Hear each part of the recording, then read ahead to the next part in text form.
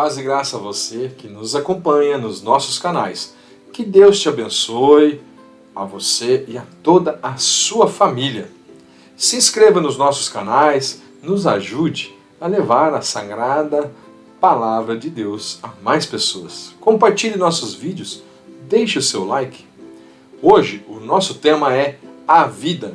No módulo passado, nós vimos como a religião pode ser utilizada para controlar, subjugar, escravizar e explorar as pessoas, principalmente aquelas que não estudaram a palavra de Deus.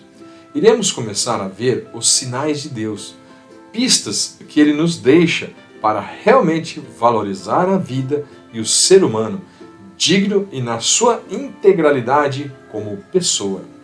Jesus, porém, tomando a palavra, disse-lhes: os sãos não têm necessidade de médico, e sim os doentes. Não vim chamar os justos, mas sim os pecadores ao arrependimento. Como que Jesus se insere nesse contexto social tão controverso? Jesus se apresenta como um homem comum, que percorre todas as aldeias, cidade e até outros países, ensinando nas sinagogas, nas praças, nas montanhas, mostrando os sinais de Deus no nosso meio.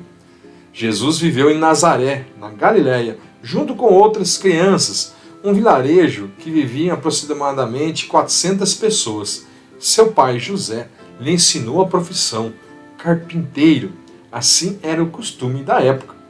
Algo sem muita importância nessa pequena aldeia. Mais tarde, Natanael declara: de Nazaré pode vir algo de bom? A mãe tinha a missão de contar ao filho as histórias de seu povo. Com certeza, ao anoitecer, Maria narrava a história do povo de Deus, como as mães fazem hoje ao pôr o filho para dormir. Aos 30 anos, Jesus faz sua aparição pública e começa a anunciar um novo projeto de vida. Isso causa um grande furor, escândalo e admiração, atitudes e palavras sábias e diferentes do que até então estavam acostumados a ouvir. Como vimos, o povo que acreditava que somente os doutores da lei e sacerdotes podiam ensinar. Como um homem simples, saído de Nazaré, podia saber tanto. Mas quem realmente fica escandalizado eram os poderosos, doutores da lei, sacerdotes e o grupo dos fariseus. Não aceitavam alguém simples, no meio do povo, sem estudo algum, um carpinteiro ensinando. Ele não fazia parte do grupo dos puros. Jesus não era da descendência dos sacerdotes.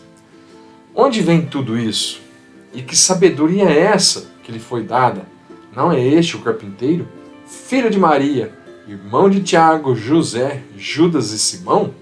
E as suas irmãs não estão aqui entre nós?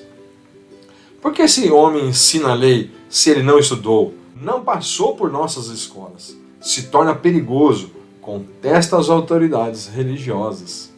O poder, os vícios e a luxúria que essa gente estava acostumada a viver fez com que cegassem, não conseguiam mais ver o sofrimento dos seus irmãos, do povo de Deus, que libertou-os do Egito, esteve com eles no exílio da Babilônia. Eram incapazes de praticar a fraternidade.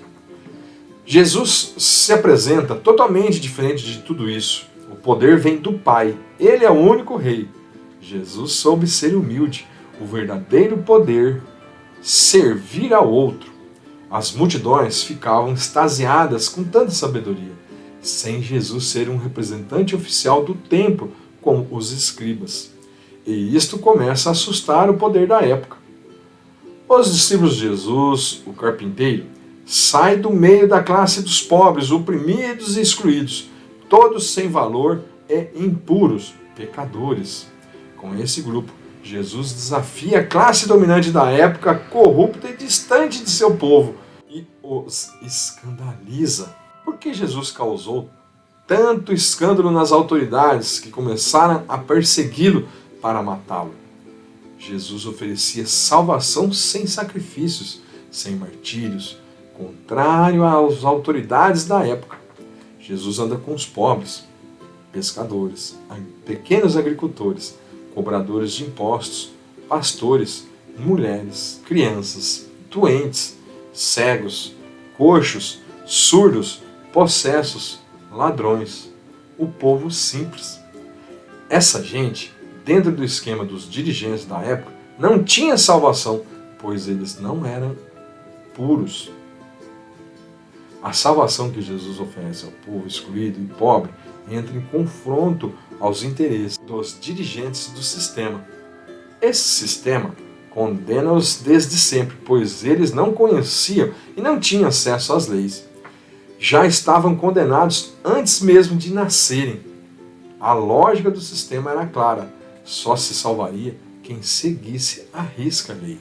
Mas como alguém pobre, distante, sem condições, analfabeto, poderia conhecer a lei? Logo, não conhecendo a lei, estava condenado. A lei estava contida na Sagrada Escritura, que era manipulada, favorecendo um pequeno e seleto grupo da época. A prática de Jesus deixa claro que os pequenos, pobres, prostitutas, ladrões, pecadores também têm parte no reino de Deus. Em verdade vos digo que os publicanos e as prostitutas estão precedendo vocês, sumos sacerdotes, anciãos do povo, doutores do reino de Deus. Assim o pobre, humilde, começa a fazer parte do reino de Deus, enquanto o orgulho, a prepotência, senhorio da verdade se afasta mais dessa proposta do reino de Deus. Na parábola do fariseu e do publicano, que foram ao templo orar, um foi perdoado e encontrou o reino de Deus, mas o outro ficou de fora. Qual dos dois ficou de fora? Por quê e qual atitude? Na oração de Jesus fica claro: eu te louvo, ó Pai, Senhor do céu e da terra, porque ocultastes estas coisas aos sábios e doutores e o revelastes aos pequeninos.